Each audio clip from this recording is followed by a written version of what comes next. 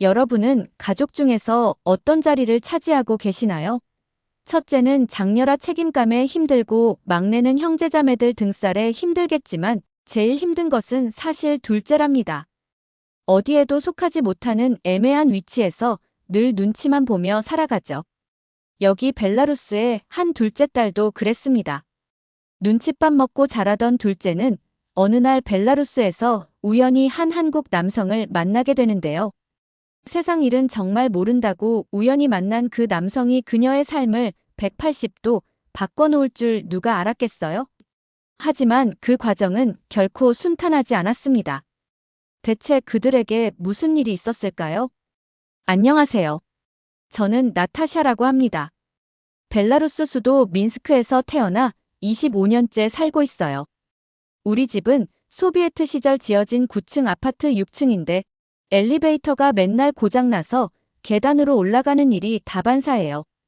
복도는 늘 보르시 냄새와 담배 연기가 뒤섞여 있고 이웃들 목소리가 다 들려서 사생활이라는 게 없어요. 겨울엔 난방이 제대로 안 돼서 두꺼운 이불 여러 장 덮고 자야 하고 여름엔 에어컨이 없어서 창문 다 열고 선풍기만 틀고 버텨야 해요. 그래도 이게 제가 알고 있는 전부였으니까 당연하다고 생각했어요. 우리는 세 자매인데 저는 가운데예요.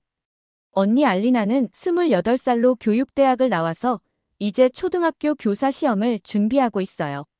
막내 다리아는 22살로 민스크 국립대 경제학과에 다니면서 미래 은행원을 꿈꾸고 있고요. 그리고 저는 고등학교 졸업하자마자 카페에서 바리스타로 일하기 시작해서 벌써 7년째예요. 하루 8시간씩 서서 커피 만들고 샌드위치 만들고 하는 일이죠. 내 언니처럼만 해봐라. 제가 어릴 때부터 귀에 못이 박히도록 들은 말이에요. 언니는 정말 모범생이었거든요. 공부도 잘하고 선생님들한테 예쁨도 받고 친구들 사이에서도 인기가 많았어요. 부모님은 언니가 교사가 되면 우리 집안 체면이 살 거라고 늘 자랑스러워 하셨어요. 언니 방에는 상장이 벽면을 가득 채우고 있는데 제 방에는 그런 거 하나도 없어요. 언니가 시험 잘 보면 온 가족이 모여서 케이크까지 사서 축하해줬는데 제가 카페에서 이달의 우수직원상 타왔을 때는 그런 건 상도 아니다라고 하시더라고요. 그때 정말 기분이 상했어요. 막내 다리아는 또 다른 차원이에요. 어릴 때부터 인형같이 예뻐서 어딜 가나 사람들이 어머, 이 아이 정말 예쁜 애라고 했어요.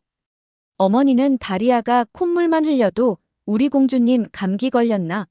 라며 호들갑을 떨었고 다리아가 뭘 갖고 싶다고 하면 없는 돈에도 사주셨어요. 새 옷, 새 신발, 새 가방 다리아 것만 계속 사주시는 거예요. 대학생이 된 지금도 용돈 타러 올 때마다 우리 막내 뭐 필요한 거 없어? 라고 물어보세요. 그런데 저한테는 나타샤는 이래서 돈 버니까 괜찮지라고 하시죠. 저도 필요한 게 있는데 말이에요. 그런데 저는 뭐였을까요?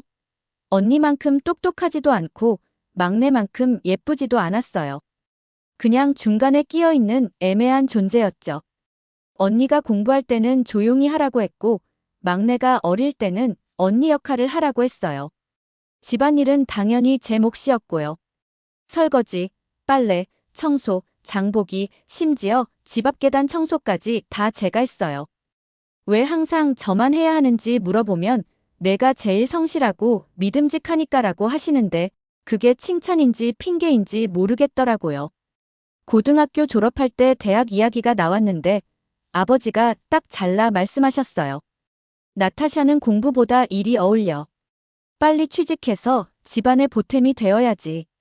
언니는 대학 등록금 대줄 때 우리 딸 공부 잘해서 자랑스럽다고 하셨으면서 저한테는 너는 일찍 철들어서 다행이다라고 하시더라고요.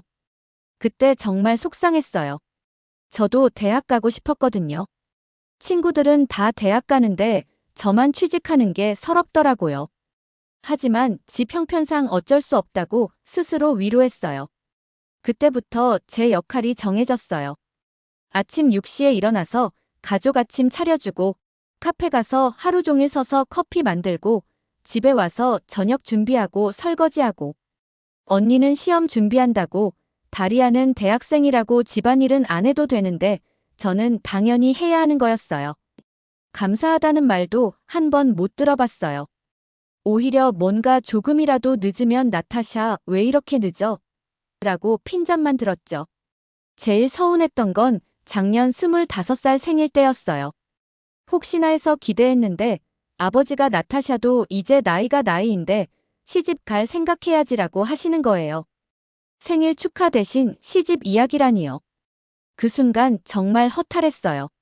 아, 나는 이 집에서 그냥 시집 보낼 딸 정도구나 싶었어요. 제 꿈이나 미래는 중요하지 않고 그냥 결혼해서 남의 집 가면 되는 거구나 하는 생각이 들었어요. 어머니는 그래, 좋은 사람 만나서 행복하게 살아야지라고 맞장구 치셨고요. 그래서 집에 있어도 외로웠어요. 가족들과 함께 있어도 혼자인 것 같은 기분이었죠. 저만 다른 세계에 사는 것 같았어요. 그럴 때마다 인스타그램이나 페이스북에 들어가서 위로받았어요. 민스크 구시가지에서 찍은 제 사진에 예쁘다, 매력적이다라는 댓글들이 달리면 그때만큼은 인정받는 기분이었거든요. 현실에서는 투명인간 같지만 SNS에서만큼은 누군가의 관심을 받는 특별한 사람이 된 것 같았어요. 특히 관광객들이 많이 오는 트로이츠키 교회에서 찍은 사진들은 반응이 좋았어요. 오래된 건물들과 자갈길을 배경으로 찍으면 뭔가 로맨틱해 보였거든요. 좋아요 개수가 많이 나올 때마다 그래, 나도 누군가에게는 특별한 사람이구나라고 생각했어요. 댓글에서 벨라루스 어디예요? 너무 예뻐요라고 물어보면 자세히 설명해주는 것도 즐거웠고요. 그 순간만큼은 제가 누군가에게 도움이 되는 사람이 된 기분이었어요. 하지만 그것도 한계가 있더라고요.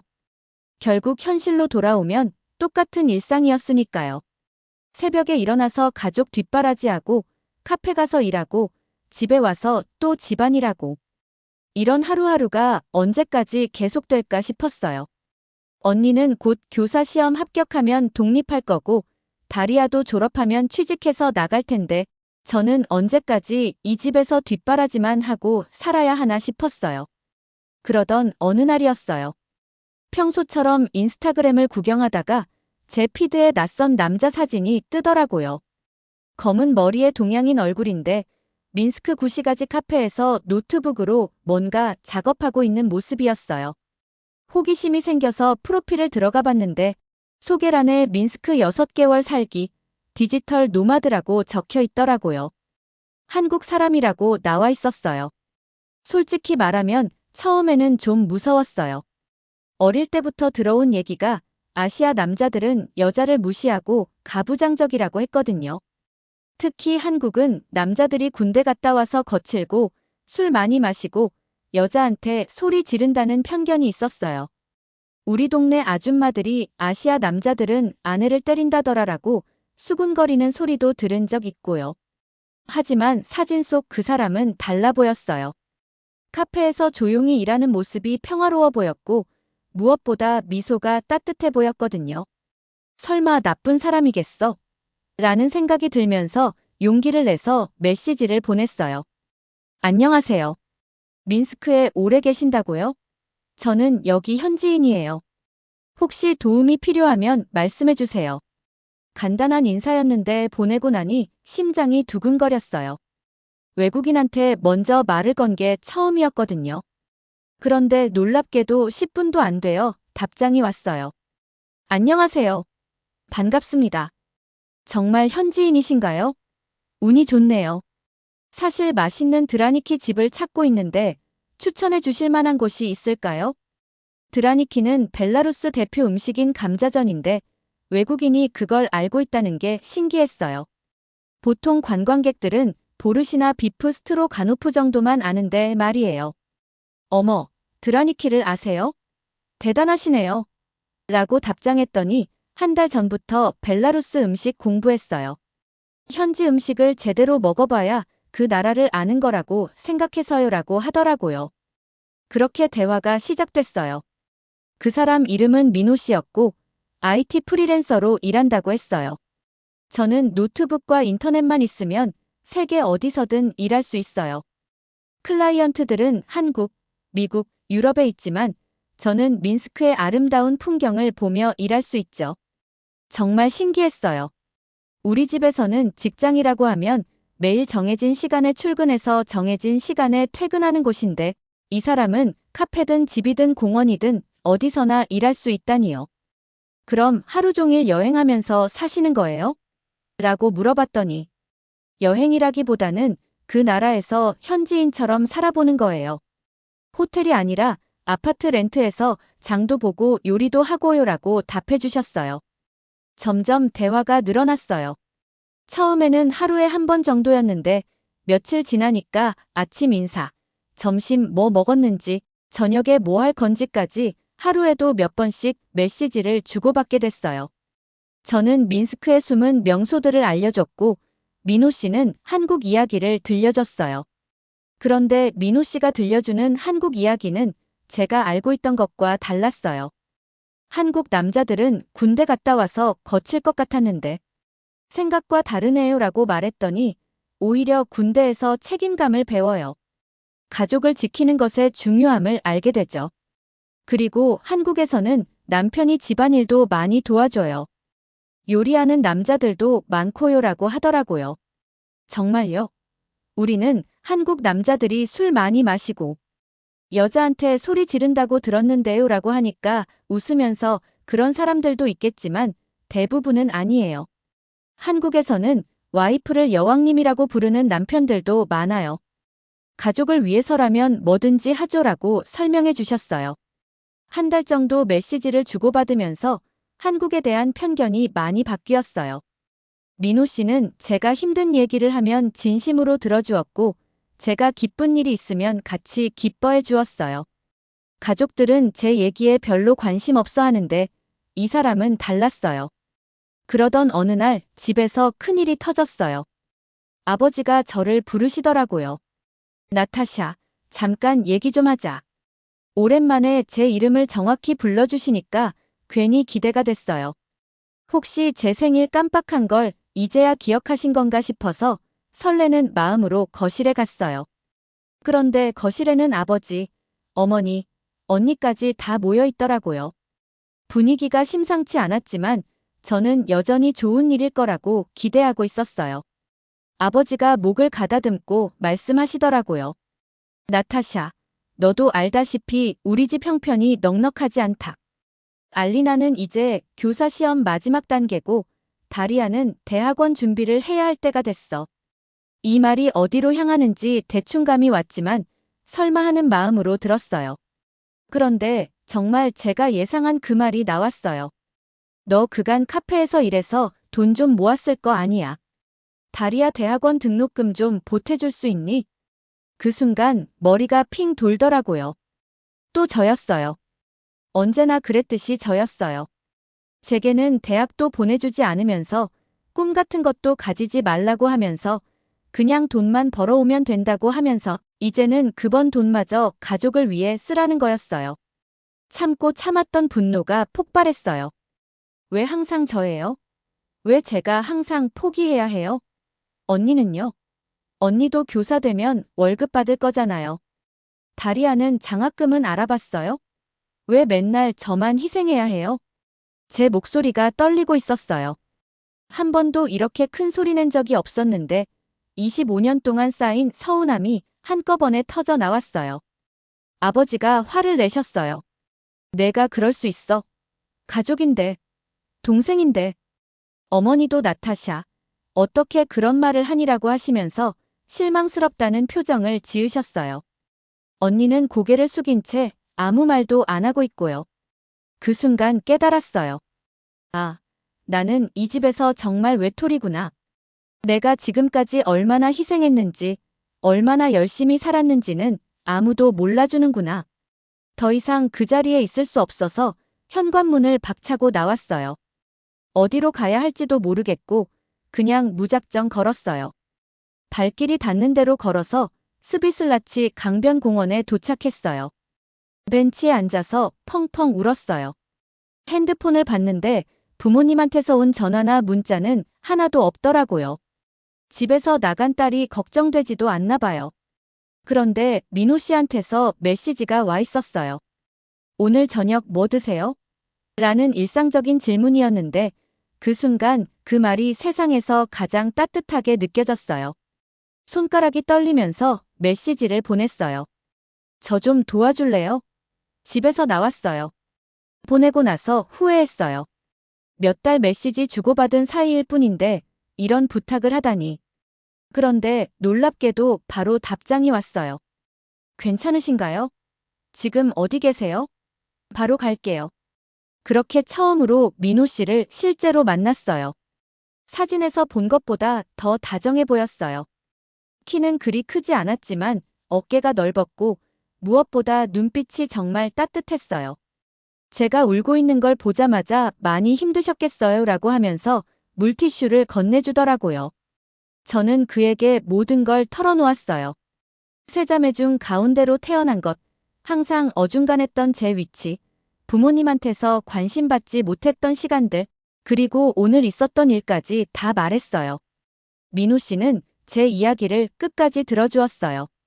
중간에 말을 자르지도 않고 눈을 마주치면서 고개를 끄덕이며 제 감정에 공감해 주었어요. 정말 많이 힘드셨을 것 같아요. 가족이라는 이름으로 받는 상처가 제일 아픈 법이니까요. 처음 만난 사람이 이렇게 저를 이해해 주다니 정말 신기했어요. 하늘이 어두워지자 민호 씨가 핸드폰으로 호텔을 찾아보더라고요. 오늘부터 3일간 예약했어요. 충분히 생각할 시간이 필요하실 테니까요. 그러면서 호텔비는 자기가 낸다고 하는 거예요. 가족도 아닌 사람이 저한테 이런 배려를 해주다니 어떻게 받아들여야 할지 모르겠더라고요. 3일 동안 정말 많은 생각을 했어요. 이대로 집에 돌아가서 똑같은 삶을 살 건지 아니면 뭔가 변화를 시도해 볼 건지. 민호 씨는 매일 식사는 하셨어요? 잠은 잘 주무셨어요? 라고 안부를 물어봤지만 절대 부담스럽게 하지 않았어요. 결국 저는 집에 돌아가기로 했어요. 아무리 서운해도 가족이니까. 그리고 다리아 등록금 문제도 해결해야 하니까요. 그런데 집에 가기 전에 민호 씨가 저에게 제안을 했어요. 혹시 괜찮으시다면 저와 함께 일해 보실래요? 혼자서 일하다 보니 이제 일이 많아져서 도움이 필요해요. 처음에는 간단한 일부터 시작하고 차차 배워가시면 돼요. 너무 갑작스러운 제안이라 당황했어요. 저는 그런 일 해본 적이 없는데요. 컴퓨터도 잘 못하고요. 그랬더니 민호 씨가 웃으면서 괜찮아요. 제가 다 가르쳐 드릴게요. 처음에는 누구나 모르는 거니까요 라고 하더라고요. 일주일 고민한 끝에 해보기로 했어요. 집에 가서 모아둔 돈으로 다리아 등록금을 해결하고 부모님께는 새로운 회사에 들어간다고 말씀드렸어요. 민호 씨와 일한다는 건 말하지 않았어요. 괜히 오해받을까 봐서요. 새로운 일이 시작됐어요. 처음에는 정말 간단한 거였어요. 이메일 정리하고 문서 번역하고 클라이언트 연락처 관리하고. 민호 씨는 정말 좋은 선생님이었어요. 제가 실수해도 절대 화내지 않고 괜찮아요. 처음에는 다 그래요라고 하면서 다시 천천히 알려주었어요. 한 달 정도 지나니까 포토샵이나 일러스트 같은 디자인 프로그램도 배우기 시작했어요. 어려웠지만 재미있었어요. 제가 만든 걸 민호 씨가 정말 잘하셨네요. 센스가 있으세요라고 칭찬해주면 기분이 정말 좋았어요. 카페에서 일할 때는 한 번도 못 느껴본 감정이었어요. 그렇게 6개월이 지났어요. 저는 이제 혼자서도 웬만한 작업은 할 수 있게 됐고 민호 씨도 저를 정말 믿고 일을 맡겨주었어요. 그리고 우리 사이에도 변화가 생겼어요.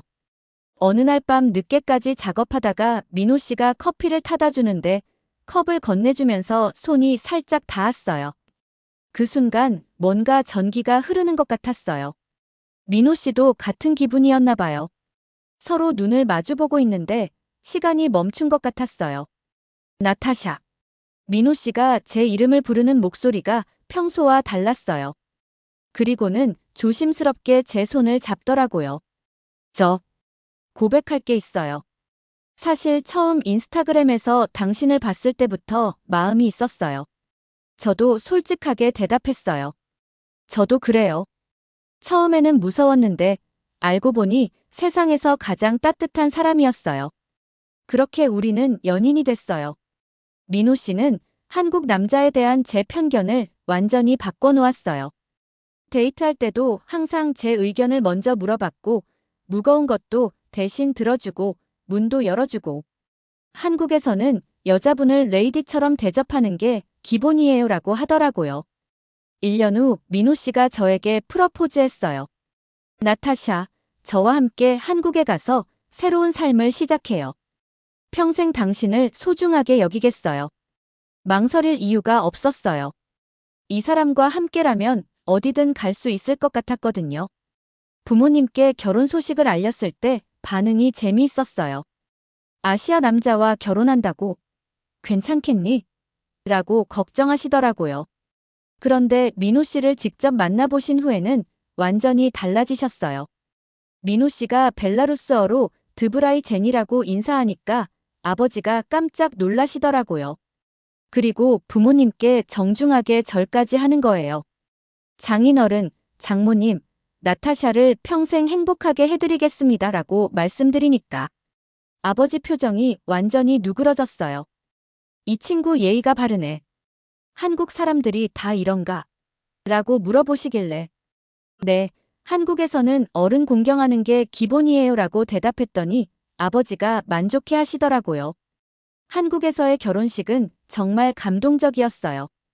부산에서 소박하게 했는데 시부모님이 너무 따뜻하게 맞아주셨어요. 아들이 이쁜 며느리 데려왔네. 우리 딸 됐다라는 시어머니 말씀에 눈물이 났어요. 평생 듣고 싶었던 우리 딸이라는 말이었거든요. 서울에 신혼집을 구하고 새로운 삶이 시작됐어요. 민호 씨는 매달 150만 원씩 저에게 용돈을 주었어요. 나타샤, 그동안 하고 싶은 것도 못하고 살았잖아요. 이제 하고 싶은 걸 해봐요. 처음에는 어색했어요. 이렇게 많은 돈을 제 마음대로 써도 되나 싶어서요. 그런데 민호 씨가 당신이 행복한 게 제일 중요해요. 뭐든 하고 싶은 거 하세요라고 하더라고요. 그 돈으로 한국어 학원에 등록했어요. 그리고 요리 학원도 다니기 시작했어요. 처음으로 제가 원해서 뭔가를 배우는 거였어요. 강요받지 않고 스스로 선택한 공부라서 그런지 정말 재미있었어요. 시부모님도 정말 좋으셨어요. 주말마다 저희 집에 오셔서 김치 담그는 법, 불고기 만드는 법 같은 걸 친절하게 알려주셨어요. 며느리가 이렇게 예쁘고 착하니 우리가 복받았다며 항상 저를 자랑스러워해 주셨어요. 벨라루스에서는 한 번도 느껴보지 못했던 가족의 따뜻함이었어요. 명절 때도 나타샤 고생했어, 잘했어라고 말씀해 주시고 제가 만든 음식을 드시고 우리 며느리 손맛이 최고야라고 칭찬해 주시고 정말 가족이 된 기분이었어요. 그렇게 평화로운 3년이 흘렀어요. 저는 한국어도 많이 늘었고 민호 씨 회사에서 정식 디자이너로도 일하게 됐어요. 매주 가족들과 화상 통화하면서 안부를 물었는데 언니는 교사가 되어 결혼도 했고 다리아도 대학원을 마치고 은행에 취직했다고 했어요. 그런데 어느 날 갑자기 어머니한테서 급한 전화가 왔어요. 나타샤, 큰일 났어. 어머니 목소리가 완전히 떨리고 있었어요. 3년 동안 가끔 안부 전화는 있었지만 이렇게 다급한 적은 없었거든요. 심장이 쿵 내려앉았어요. 왜요, 어머니? 무슨 일이에요? 불안한 마음으로 물어봤더니 충격적인 소식이었어요. 알리나 남편이 친구와 함께 시작한 사업이 완전히 망했다는 거예요. 그것도 부모님 집까지 담보로 잡혀서 집을 잃을 위기라고 하더라고요. 지금 이모 집에 얹혀 살고 있어. 아버지는 충격받아서 술만 마시고 알리나는 우울증에 걸려서 병원 다니고 있어. 어떻게 하지, 나타샤야. 어머니가 울면서 말씀하시는데 저도 눈앞이 캄캄했어요. 그때 민호 씨는 부산 출장 중이었어요. 이 상황을 남편한테 말해야 하나 고민됐어요. 걱정만 끼쳐드릴 것 같았거든요. 그래서 일단 혼자 해결해 보기로 했어요. 사실 그동안 민호 씨가 준 용돈을 거의 다 모아뒀어요. 처음에는 뭘 사야 할지 몰라서 그냥 계좌에 넣어뒀는데 나중에는 혹시 모를 일에 대비해서라는 생각으로 계속 모았거든요. 3년 동안 모은 돈이면 민스크에서는 꽤 괜찮은 아파트를 살 수 있을 만큼 됐어요. 바로 비행기표를 예약했어요. 민호 씨한테는 어머니가 많이 아프셔서 급히 가야 한다고만 했어요. 거짓말이긴 했지만 어머니 마음이 아프신 건 사실이니까 완전한 거짓말은 아니라고 생각했어요. 3년 만에 돌아온 민스크는 별로 달라진 게 없었어요. 그런데 가족들 상황은 정말 심각했어요. 아버지는 낮부터 술에 취해 계시고 어머니는 완전히 지쳐 보이셨어요. 언니는 얼굴이 완전히 상해서 예전 모습을 찾을 수 없었고 형부는 죄책감에 시달려서 말도 제대로 못하더라고요. 나타샤, 정말 미안해. 내가 다 잘못했어. 형부가 저한테 계속 사과하는데 보기 안쓰럽더라고요. 사업은 누구나 실패할 수 있는 거니까요. 다음 날 바로 부동산에 갔어요. 민스크 변두리에 괜찮은 3룸 아파트가 있다고 해서 가봤는데 마음에 들었어요. 한국에서 모아온 돈으로는 충분히 살 수 있는 가격이었거든요. 계약서에 사인하면서 이상한 기분이 들었어요. 25년 동안 이 집에서 인정받지 못했던 제가 이제는 가족을 위해 집을 사주는 딸이 된 거죠. 신기하면서도 뿌듯했어요. 집 열쇠를 들고 가족들한테 갔어요. 이제 여기서 사세요. 언니 가족이랑 함께요. 처음에는 다들 믿지 못하시더라고요. 어머니가 떨리는 손으로 열쇠를 받으시면서 어떻게 이런 큰 돈을 이라고 하시는데 설명하려는데 민호 씨한테서 전화가 왔어요. 나타샤, 지금 어디예요? 공항에 있어요. 민호 씨가 저를 찾아온 거였어요. 출장에서 돌아와서 제가 민스크에 간 걸 알고 바로 따라온 거죠. 민호 씨가 도착했을 때 저는 정말 식은땀이 났어요. 제가 아파트를 샀다는 건 아직 말 안 했거든요. 나타샤, 어머니 상태 어때요? 민호 씨가 물어보는데 저는 눈치만 보고 있었어요. 그런데 어머니가 먼저 말씀하셨어요. 우리 나타샤가 정말 대단한 일을 했어. 아파트를 사줬단다. 그 순간 민호 씨가 깜짝 놀라면서 아파트요? 라고 하더라고요. 그리고는 저를 쳐다보는데 놀란 표정이었어요. 밖으로 나와서 민호 씨가 조심스럽게 물어봤어요. 나타샤, 아파트 살 돈이 어디서 나온 거예요? 저는 대답을 못하고 있으니까 민호 씨가 알아채더라고요. 혹시 제가 준 용돈으로 하신 거예요? 저는 고개를 끄덕일 수밖에 없었어요. 그러자 민호 씨 얼굴이 슬퍼지더라고요. 화를 내는 게 아니라 정말 슬픈 표정이었어요. 3년 동안 매달 150만 원씩 줬는데 민호 씨가 한숨을 푹 쉬었어요. 나타샤, 그럼 용돈으로 뭘 하셨어요?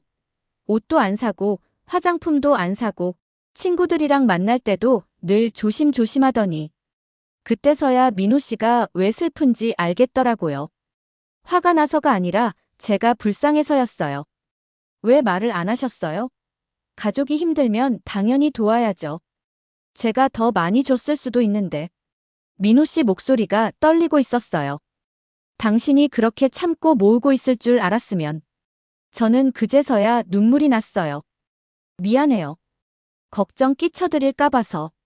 그리고 제가 혼자 해결하고 싶었어요. 바보예요, 정말. 민호 씨가 제 머리를 쓰다듬었어요.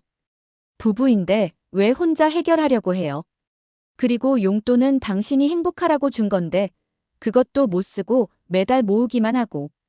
민호 씨가 정말 안타까워하는 모습을 보니까 더 미안했어요. 앞으로는 하고 싶은 거 있으면 꼭 말해요. 참지 말고요. 그런데 집에 들어가니까 아버지 반응이 문제였어요. 술에 취해서 비틀거리며 나타나시더니 우리 둘째가 대단하네. 그래도 남편 잘 만났지 뭐라고 하시는 거예요. 민호 씨 표정이 순간 굳어졌어요. 그리고 조용하지만 단호하게 말했어요. 장인어른, 이건 나타샤가 그동안 혹시 모를 일에 대비해서 부모님을 위해 모아둔 돈으로 한 거예요. 저는 한 푼도 보탠 게 없어요. 민호 씨 목소리에는 약간의 화가 섞여 있었어요. 이런 효녀 어디서 또 찾으시겠어요? 장인어른. 아버지 얼굴이 굳어지더라고요. 밖으로 나와서 민호 씨가 말했어요. 나타샤, 당신이 가족을 사랑하는 마음을 제가 어떻게 탓하겠어요. 다만 앞으로는 혼자 끙끙 앓지 말고 저한테 말해요. 그러더니 깜짝 놀랄 말을 하더라고요. 사실 저도 알고 있었어요. 당신이 용돈을 조금씩 모으고 있다는 걸요. 그런데 왜 모르는 척? 당신한테 분명 이유가 있을 거라고 생각했거든요. 하지만 이렇게 많이 모으고 있을 줄은 몰랐어요. 정말 많이 참으셨구나 싶어서 마음이 아팠어요. 그 말에 눈물이 쏟아졌어요. 이 사람이 얼마나 저를 사랑하고 믿어주는지 느껴졌거든요. 다음 날 민호 씨는 저를 가구점에 데려갔어요. 새 집에 필요한 가구들을 사요. 냉장고, 세탁기, 침대, 식탁까지 모든 걸 다 사주었어요. 가구점 사장이 신혼부부시군요. 라고 물어보니까 아내 가족을 위한 선물이에요라고 자연스럽게 대답하더라고요. 그날 저녁 가족들이 새 집으로 이사했어요. 깨끗한 새 집, 새 가구들을 보시는 가족들 표정이 정말 밝아졌어요. 어머니는 눈물을 흘리시면서 계속 제 손을 잡고 고맙다, 나타샤. 정말 고맙다고 하시더라고요. 평생 들어보고 싶었던 어머니의 감사 인사였어요. 언니도 미안해, 나타샤. 정말 미안해라고 계속 사과했어요. 형부는 처제, 정말 고마워. 평생 잊지 않을게라고 하면서 인사까지 하더라고요. 그런데 제일 놀라운 건 아버지였어요. 이번에는 술에 취하지 않고 멀정신으로 오셨어요. 새 집을 둘러보시더니 저한테 다가와서 평생 처음으로 제 어깨에 손을 올리셨어요. 나타샤. 아버지 목소리가 떨리고 있었어요. 아빠가 정말 미안했다. 너 없었으면 우리 가족은 끝났을 거야. 그리고는 정말 충격적인 말씀을 하셨어요. 내 딸들 중에 내가 최고다. 그 순간 더 이상 참을 수 없었어요.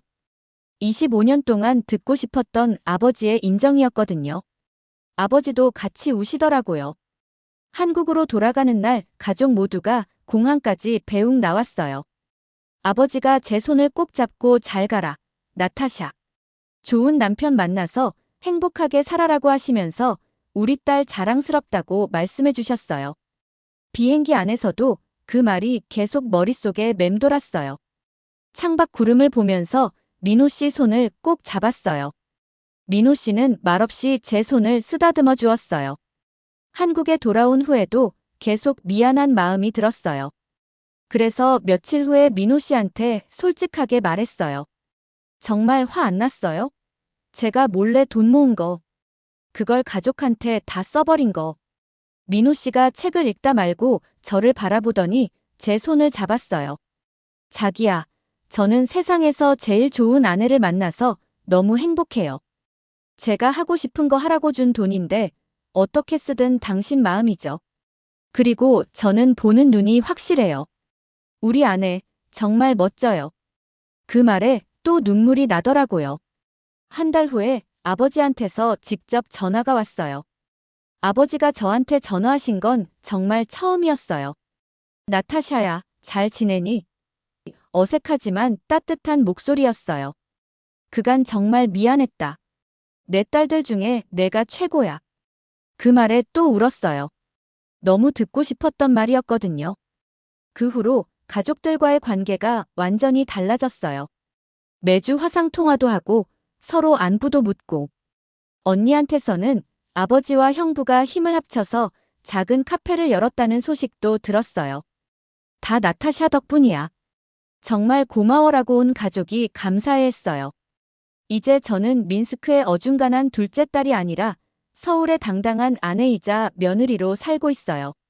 민호 씨는 당신은 어디서든 빛나는 사람이야 라고 말해주는데 이제는 알 것 같아요. 제 안에도 충분한 빛이 있다는 걸요. 찾는데 시간이 좀 걸렸을 뿐이죠.